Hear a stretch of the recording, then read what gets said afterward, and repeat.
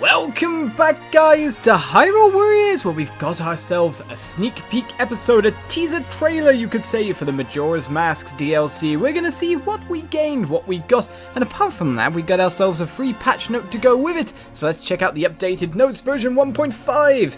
Increase maximum warrior level to 200, so that's up from 150 from the Twilight Princess pack. So I imagine the Majora's Mask pack is a lot more higher level in terms of overall missions. Added new mixtures to the Apothecary, which includes stuff like an experience gaining one, apart from just refilling special and all that on top of that, and a rare materials one. We've got introduced new medals to be won, new weapon skills can be found on drop weapons, which supposedly are quite nice because there's one that hastens your combo speed, which can basically just up your damage output quite a bit.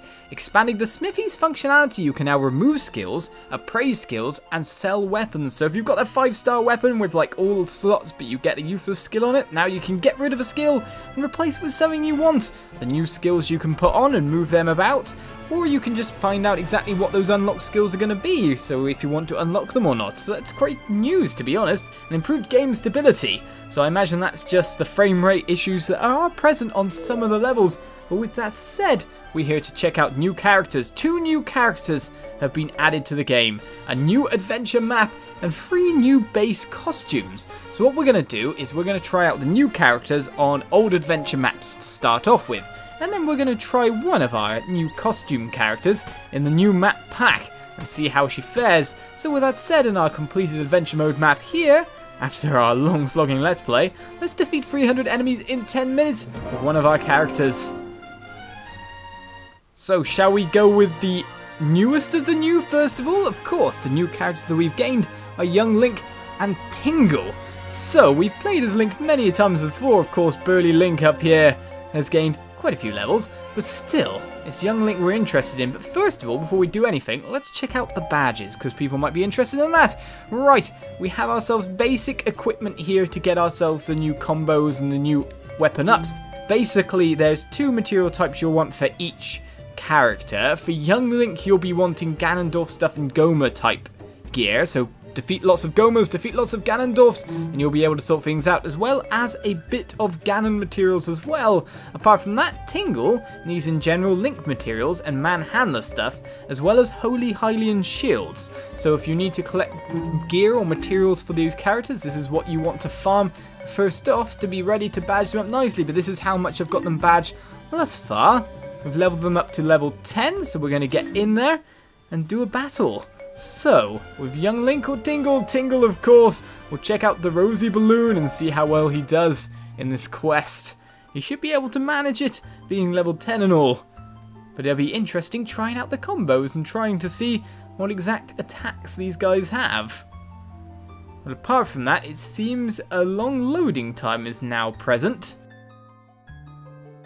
for the new characters.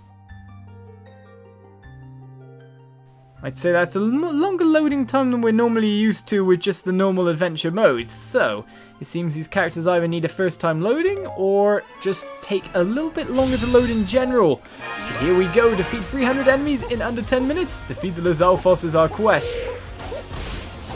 So let's try ballooning everyone and Tingle statuing. Okay.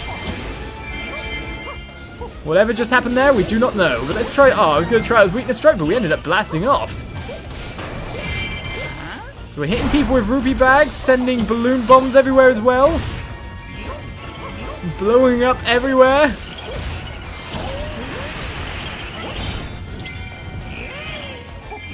And he seems to be very happy with his statue as a whole, but balloons blasting off.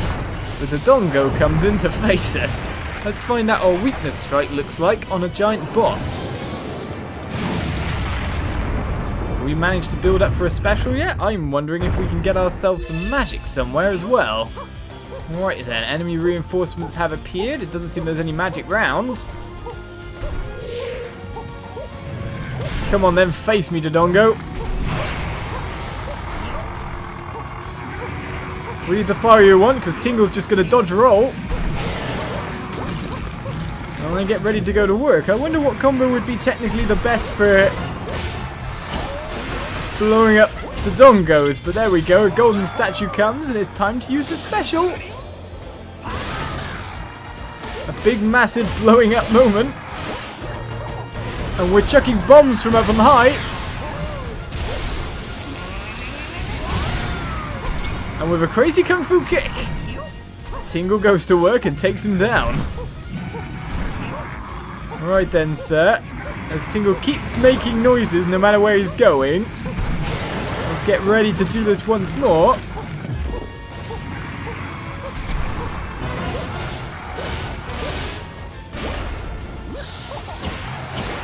Blow up masses of balloons.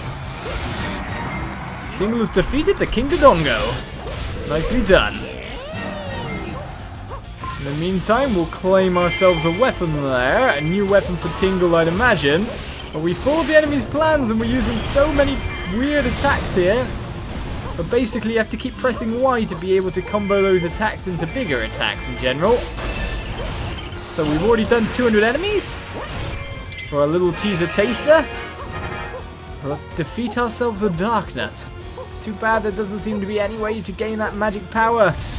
We'll defeat Darkness, no problem. We'll blow him up, in fact.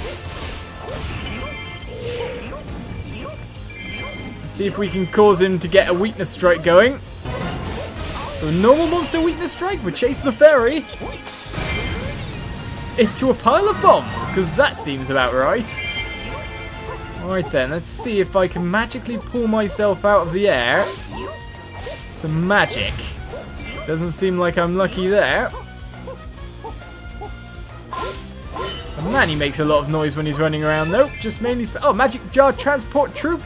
Well, you heed our call.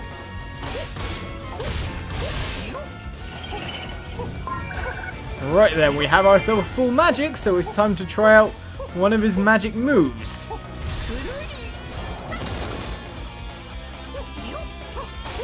As the music changes, we get to work on just breaking him down with normal combo. Right then, let's do that. And then a magic move will come out.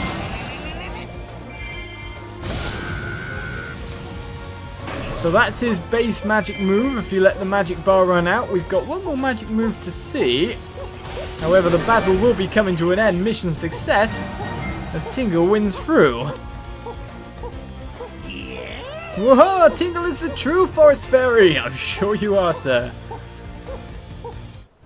But always so noisy as Tingle, so let's see his celebration.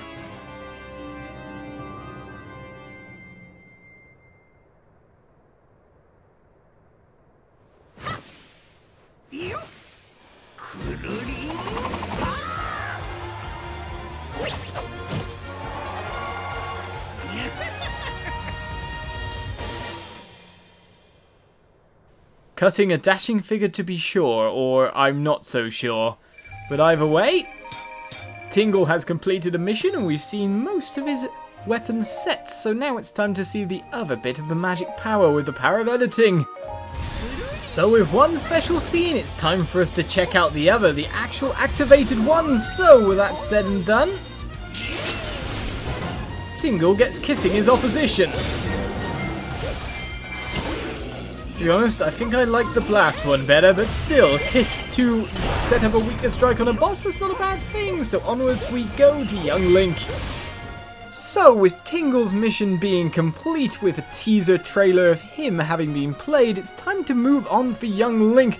With the weird 8-bit kind of image of Tingle here, let's jump into a defeat 400 enemies in 10 minutes quest with Young Link. So let's get choosing him. He's Darkness Power, which is interesting really, considering the fact that Link himself never had a Darkness moveset. You can now kind of consider, even though it's a separate character in general, that he does have one. Of course, Tingle's was fire there. So let's jump in with Young Link and get to work. So he has a mechanic where if you press Y when you've got special bar, you can convert it to magic power. I'll then use that to summon the Fierce Deity. So with that said, we should be able to see both the normal attack and others. Let's try to find the weakness strikes and all that as well though. As Link gets shot, the loading bar is definitely longer for this DLC, let's put it that way.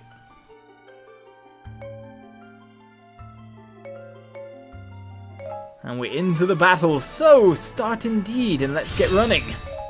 As Young Link goes to work. Alright then, with the Keaton mask on or something like that, and of course the Fierce Deity at his hip. We get to work on trying to defeat some enemies.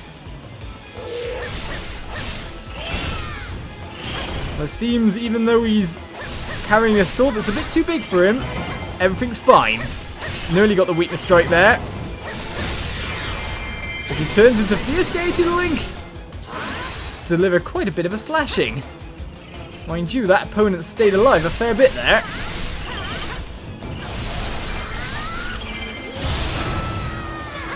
As I summon the power of the Triforce to go to work.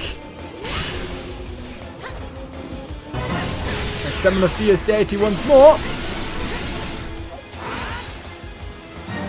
Break on through. Right then. Time for a special trial.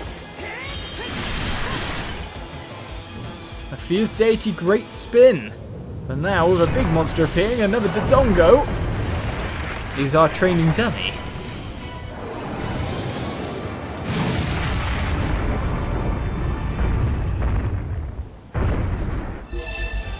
So let's get through here. Let's see if we can pick ourselves up some magic power as well in the local grass. Well, it seems that there was mainly special power, but as you'll see if I press Y here, we basically transfer it over, so that's not bad at all. Right, King Dodongo, we're going to see how we face off against you. Now, to be honest, I would like to face off against you with some magic power at hand.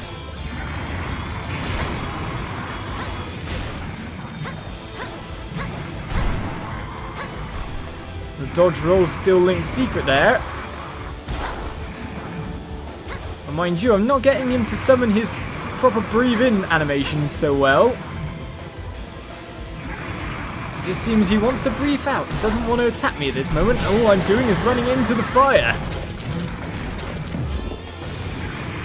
So let's go to work.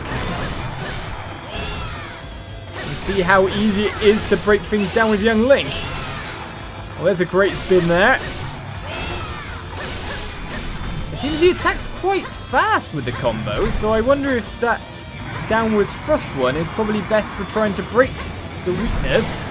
But here we go. Let's see Young Link's weakness strike as a whole.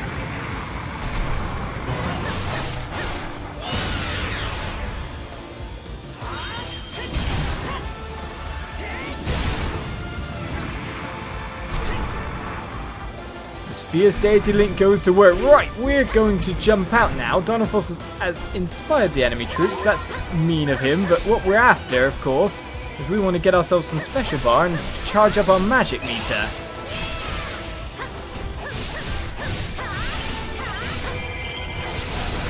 So summon the Triforce, break as many as we can.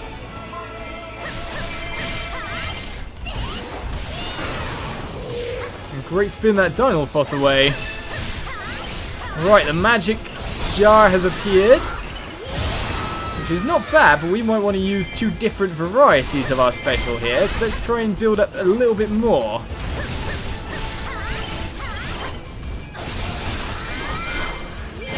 Seems that Captain type monsters can't really guard that one that well.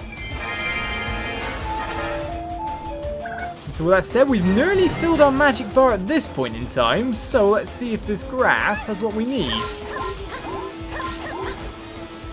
Not really, but maybe we can transfer that over.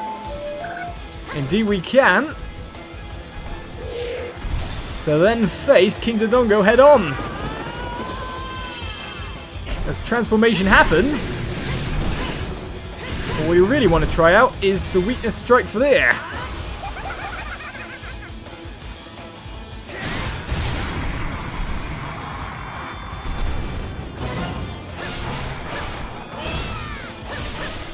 Seems to me that this is definitely a weakness strike that could break through a weakness bar quite fast, so there we go. The King Dodongo, I think. Oh, he does go down. Brilliant, Fierce Deity does the job. So let's collect ourselves another magic bar here and go on a rampage. with Fierce Deity Link. Not bad, Link. You made that look kind of easy. Or at least Proxy knows that it's still Link. Right, if we grab this special over here, we could use that to convert if we wanted, but wasn't there magic transport troops over here? So with that said, let's grab this. Go to work. Full normal combo there. And try it out on Lana.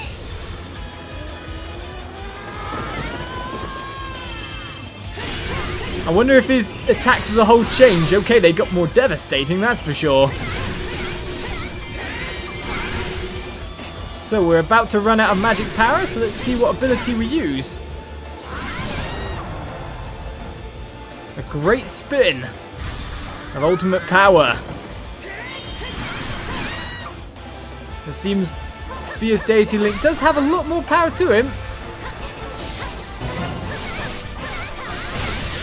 And the comboing ability seems to be able to break through characters' weakness bars nice and fast. And we've seen all the abilities we have on offer now. It's just time to finish the mission proper, rather than play around. So let's go find ourselves some groups of enemies, rather than what we're dealing with here. Because we should have been able to defeat this mission in a couple of minutes, if we weren't playing around so much. More magic jar transport troops are very tempting for me to go through.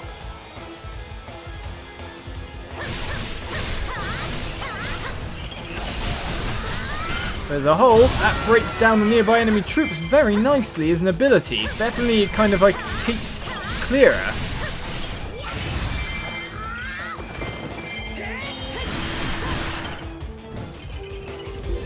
Breaking through the enemy is not any problem, but with this little Link powered up, I'm pretty sure he could do some really high damage in general with his abilities and being able to switch back and forth between Fierce Deity and charge up his magic bar whenever he desires.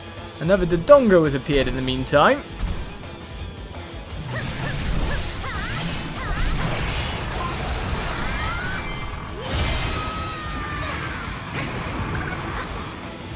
But we don't really want him around, to be honest. We just want to defeat what we've got in front of us. It seems when we're using that move as well that we can dodge pretty much all the enemy attacks.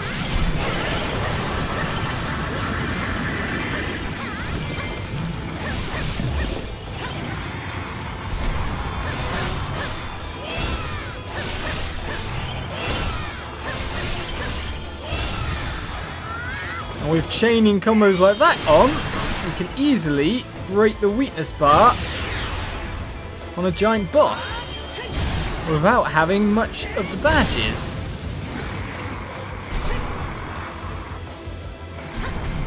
So with that said, let's go finish this mission and try out the Termina map pack. We've seen a large taster of Link there.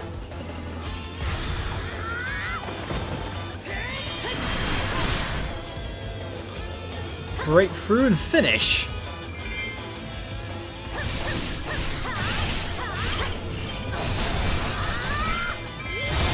Mission success. Let's find out what our ending animation is.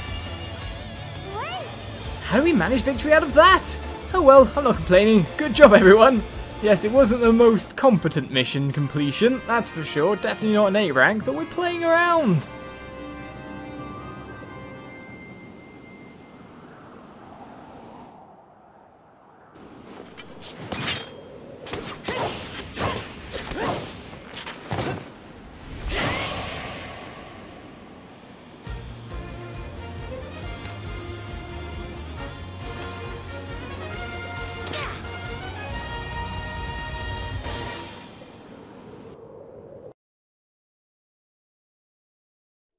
So with Fierce Deity Link turning into Cutesy Link, we get ourselves the B rank that we did not want, but still, we get ourselves a better Fierce Deity and of course the materials we get, but that's not really what we want. We've checked out all the abilities, all the moves there. So what we want to check out for the end here is the Termina map and how hard it possibly is. Hey, listen! Your time on the Termina map will be limited. The time counter at the bottom of the map will tick down by 1 hour for each battle you fight, so we have ourselves some mechanics here. When the time counter reaches 0, the moon will fall and the entire map will reset to its starting state. However, when the map resets, you will not lose any experience, rupees, weapons, materials, or item cards you collected. You also keep your rank on each completed map square. The time counter and the moon's fall can only be stopped by finding and defeating the Dark Ruler, who hides somewhere on the Termina map. Thus begins your quest to stop the moon from falling and save Termina. So we've got ourselves quite a bit of a smaller map compared to the other maps available to us. As the 8-bit sprite for Link there, Young Link. We got ourselves costumes all around, I imagine 1 costume for everyone. We've got ourselves 8-bit weapons by the look of it on top of that. And also owl statues shown. If you win a battle on a map square with an owl statue, and the statue will activate and spread out its wings. If the moon falls and resets the map, any map squares containing owl statues you've activated and any neighbouring connected map squares will be unaffected. So basically, if this is based on an hour system and 1 hour is used for each battle won, you have yourself 72 maps to complete within the time limit, or just to do. So judging by that, a quick count, I mean the top 2 rows are 14 maps, or no, they're 16 maps, they're 8 squares long. The others are a little bit longer on top of that, so you imagine you'd probably be able to do it with one sitting without the moon falling. Unless you wanted to repeat maps, or you had to repeat maps to get your A ranks.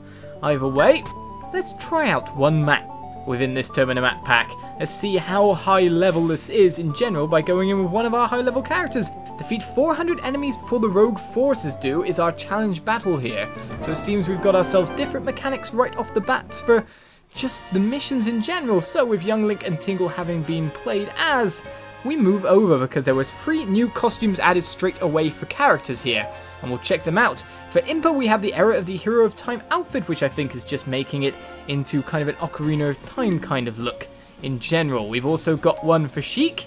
The Era of the Hero of Time outfit darkens his skin a little bit, if you know what I mean. Back to the Ocarina of Time model there. It's very white pale there. But of course, when Sheik was introduced, she wasn't introduced as Zelda, if you know what I mean. So therefore, it was a bit of a differentiator. Let's put it that way. And here we go with Lana as well, who we'll be doing the mission with, because she gets the coolest costume here. Skull Kid's clothes. So with that selected, we pop on in with a level 71 character. We'll go with the Book of Sorcery, I think. Let's go with that one. And what is my strongest Book of Sorcery exactly here?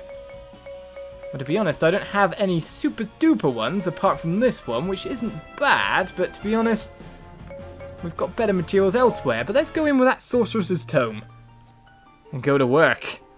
Because what we're here for is the costume and to try out the mission itself.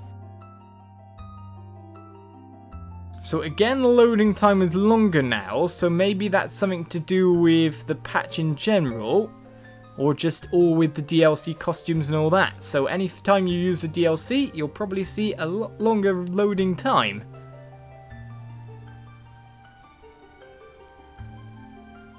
Come on, you can do it, Link! You've even gone round one time on the rotation here to get the Triforce the next time.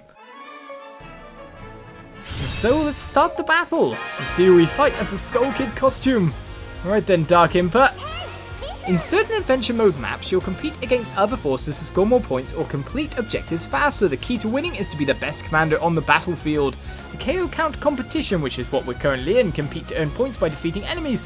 The left number is your warrior score, the right one is your rival score. Rupee competition, compete to collect the most rupees during battle. Stronger enemies carry more rupees. And keep taking competition, compete to capture the most keeps. Cooperate with your allies to capture as many as you possibly can. So with that said, we get in there. We go to work with our powered up character and try to face them off for the overall ability that they have. We're well ahead on the combo. Well, we're not actually that far ahead thinking about it. And so I summoned 2 rows of them then, which worked quite nicely for me. Let's take out this big Poe. We are winning in this battle, at the very least. Dark Impa, however, doesn't want me to do so much to things. Right, she's going weakness mode. So I guess, to be honest, you could work on defeating the Dark Forces themselves. and making sure that they can't get KOs, but in the meantime, if you know what I mean, I'm pretty much just allowing the other ones to run rampant and defeat whoever they want.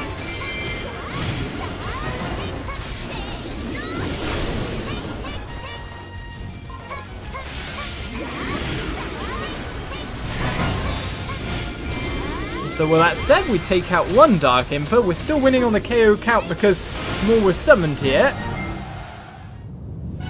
For defeating a Dark Imper, does it summon a King Dodongo? Does that count as extra KOs? Man, we've got a lot of King Dodongo summons going on here today. I wonder if it counts as extra KOs on a KO mission. And all the same, it seems Zelda has taken over now. So they're just enemy reinforcements, so basically all you really want to do is focus on the small guys. In the meantime, however, you will be swamped with bigger opponents.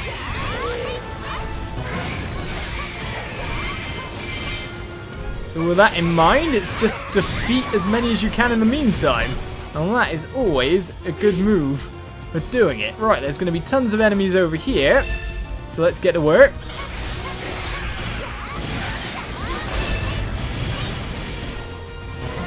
Break through as many of them as we can.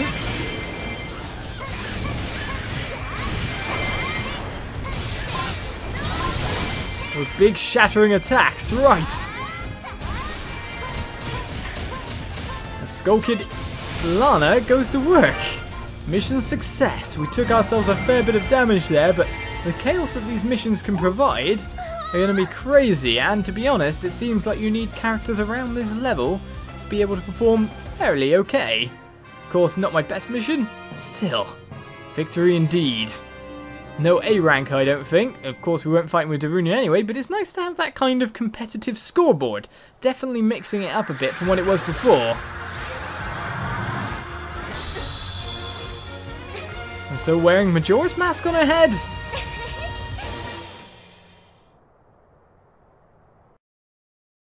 So brings an end to our teaser. Our little trailer of things to do. And so A rank is gained.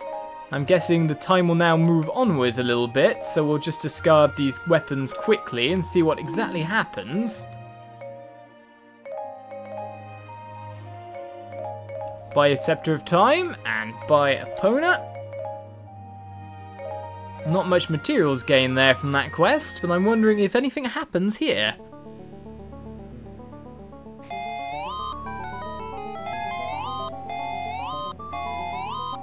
Apart from everything being open and it seems new materials or new items being possible to be gained, we move onwards. So why it was clocked down here was of course clocked down as the centre of Termina Field, so that's why it's denoted on the mini-map there. But we have ourselves missions to do, and it seems we've got ourselves a number 2 going on. So what is exactly with that? It could denote, like at the start of Majora's Mask, where you had no way to reset time, you only had those 3 days, so it probably clamps down from 3.